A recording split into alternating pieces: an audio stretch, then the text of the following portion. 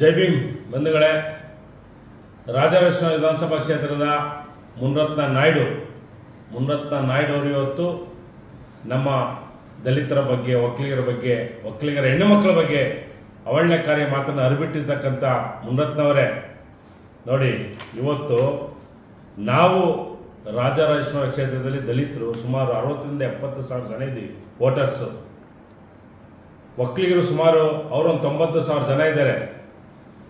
ನಿಮ್ಮ ಏನು ನಾಯ್ಡು ಅಂದರೆ ನಿಮ್ಮ ಸಮುದಾಯ ಈ ಭಾಗದಲ್ಲಿ ಅಂದರೆ ರಾಜರಾಜೇಶ್ವರ ವಿಧಾನಸಭಾ ಕ್ಷೇತ್ರದಲ್ಲಿ ಸುಮಾರು 1% ಇಲ್ಲ. ಆದರೆ ನೀವು ಒಂದು ಒಳ್ಳೆ ನಾಯಕರು ಅಂತೇಳಿ ನಿಮ್ಮನ್ನು ನಂಬಿಟ್ಟು ನಿಮಗೆ ನಾವು ಕ್ಯಾನ್ವಾಸ್ ಮಾಡಿ ವೋಟ್ ಹಾಕಿ ನಿಮ್ಮನ್ನು ಗೆಲ್ಲಿಸೋದು. ಆದರೆ ಮುನರತ್ನ ನಾಯ್ಡು ಅವರು ಎರಡು ಮುಖ, ಮುಂದೆ ಒಂದು ಮುಖ, ಹಿಂದೆ ಒಂದು ಮುಖ, ಅದು ನಮ್ಗೆ ಈಗ ಗೊತ್ತಾಗಿದೆ. ಸೊ ಹಾಗಾಗಿ ನೀವು ಮಾತಾಡಿರ್ತಕ್ಕಂಥ ಮಾತು ಏನು, ನಿಮ್ಮ ಗುತ್ತಿಗೆದಾರ ಚಲುವರಾಜನ ಯಾವ ರೀತಿ ನೀವು ಮಾತಾಡಿದರೆ ಆ ಹೊಲ್ಸು ಮಾತುಗಳನ್ನ ನಾನು ಹೇಳಕ್ಕೆ ಇಷ್ಟಪಡಲ್ಲ. ಯಾಕಂತ ಹೇಳಿದ್ರೆ ಅದು ನಿಮ್ಮ ಒಂದು ನಡವಳಿಕೆ ಆಯ್ತಾ. ಅಂಥ ಮಾತುಗಳನ್ನ ಮಾತಾಡಿ ಒಂದು ಒಕ್ಕಲಿಗ ಸಮುದಾಯದ ಹೆಣ್ಣು ಮಗಳನ್ನ ನಾನು ಕರ್ಕೊಂಬಂದು ಬಿಡು ಅಂತ ಹೇಳ್ತೀರಾ. ಮತ್ತೆ ಒಲಮಾದಿಗರ ಬಗ್ಗೆ ಮಾತಾಡ್ತೀರಾ. ಯಾರ್ರೀ ಒಲಮಾದಿಗರು ಅಂದರೆ? ಇವತ್ತು ಒಲಮಾದಿಗರು ಇರೋದಕ್ಕೆ ನೀವು MLA ಆಗಿರೋದು, ಈ ದೇಶಕ್ಕೆ ಸಂವಿಧಾನ ಕೊಟ್ಟಿರೋದು ಇದೇ ಒಲಮಾದಿಗರು. ಅರ್ಥ ಮಾಡ್ಕೊಳ್ಳಿ. ಬಾಬಾ ಸಾಹೇಬ್ ಅಂಬೇಡ್ಕರ್ ಸಾಹೇಬರು ಒಂದು ದಲಿತ ಸಮುದಾಯದಲ್ಲಿ ಹುಟ್ಟಿದಂಥ ಮಹಾನ್ ನಾಯಕ, ಮಹಾನ್ ಚೇತನ.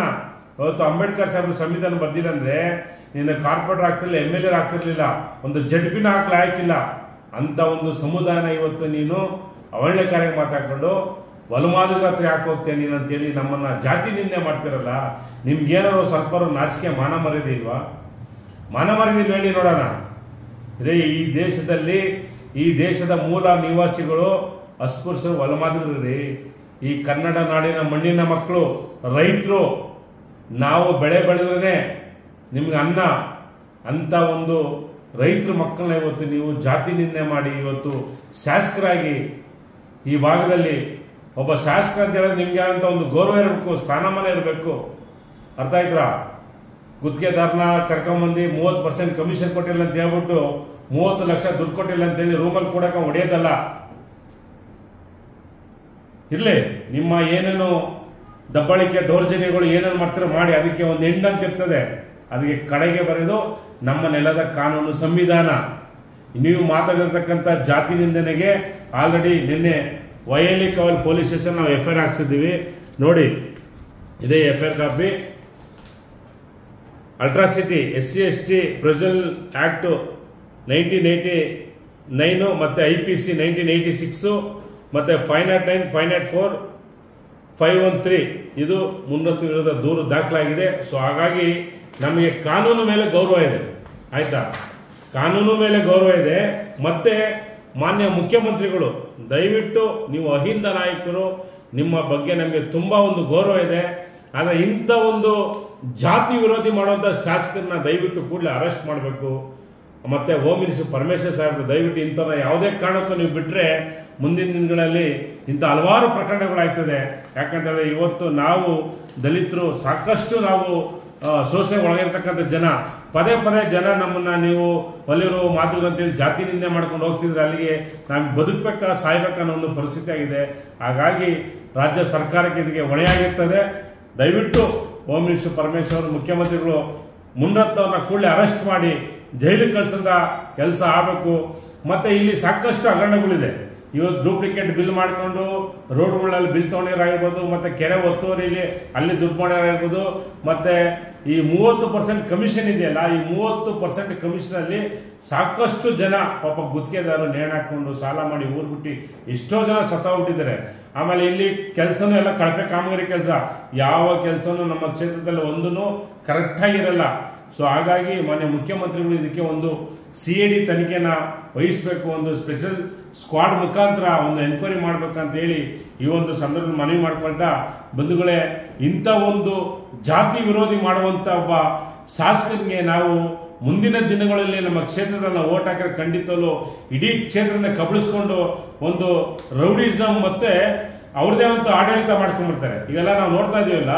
ಸೊ ನೋಡಿ, ನಮ್ಗೆ ಗೊತ್ತಿಲ್ಲ ಪಾಪ ಮುನರತ್ನವ್ರನ್ನ ಕರ್ಕೊಂಬಂದು ನಾವು ಇದೇ ನಮ್ಮ ಆಫೀಸಲ್ಲಿ ಹಾರಾಕಿ ನಾವು ಎಲೆಕ್ಷನ್ ಕ್ಯಾನ್ವಾಸ್ ಮಾಡಿ ಆಯ್ತಾ.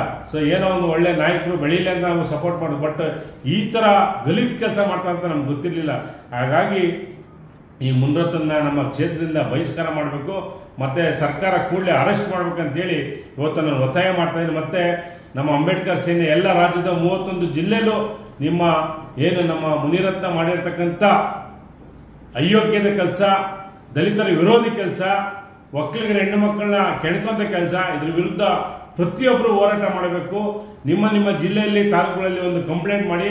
ಮತ್ತೆ ನಿನ್ನೆ ಎಲ್ಲ ನಾವೇನು ದಲಿತ ಪರ ಸಂಘಟನೆ ಒಕ್ಕೂಟ ನಮ್ಮ ಲಯನ್ ಬಾಲಕೃಷ್ಣವರಾಗಿರ್ಬೋದು, ರಾಮಪುರ ನಾಗೇಶ್ ಆಗಿರ್ಬೋದು, ಮತ್ತೆ ಭೀಮಾರ್ವಿ ನಮ್ಮ ಸ್ನೇಹಿತರು ಎಲ್ಲರೂ ಒಟ್ಟಾರೆ ಸೇರಿ ನಿನ್ನೆ ವೈರಿಕಲ್ ಪೊಲೀಸ್ನಲ್ಲಿ ಈ ದೂರನ್ನ ಕೊಟ್ಟೆಗೆ ಪಾಪ ಅಲ್ಲಿರ್ತಕ್ಕಂಥ ಇನ್ಸ್ಪೆಕ್ಟ್ರು ನಮ್ಮ ಏನು ತುಂಬ ಸಪೋರ್ಟ್ ಮಾಡಿದ್ರು. ಇನ್ಸ್ಪೆಕ್ಟರ್ ಸಾಹೇಬರು ಮತ್ತು ACP ಅವರು ಬಂದರು, ಮತ್ತು ಅದಾದ ನಂತರ DCP ಅವರು ಬಂದು ಸ್ಥಳಕ್ಕೇನೆ ಸ್ಟೇಷನ್ಗೆ ಬಂದು ಇವೆಲ್ಲ ನೋಡಿ ಆಡಿಯೋ ಎಲ್ಲ ಕೇಳಿಸ್ಕೊಂಡು ಪಾಪ ಅವರೇ ಒಂಥರ ಏನಪ್ಪ ಒಬ್ಬ MLA ಆದವರು ಈ ರೀತಿ ಮಾತಾಡ್ತಾರೆ ಅಂತೇಳಿ ಇಮಿಡಿಯೇಟ್ ಆಗಿ ನಮ್ಮ ಕೊಟ್ಟಂಥ ದೂರಿಗೆ ಕಂಪ್ಲೇಂಟ್ ಕೊಟ್ಟು ಅಟ್ರಾಸಿಟಿ ಕೇಸ್ನ ದೂರು ದಾಖಲು ಮಾಡಿದ್ದಾರೆ. ಮತ್ತು ಇನ್ನೊಂದು ಚೆಲ್ಲುರಾಜ್ ಅವರು ಸಹ ದೂರು ದಾಖಲಾಗಿದೆ.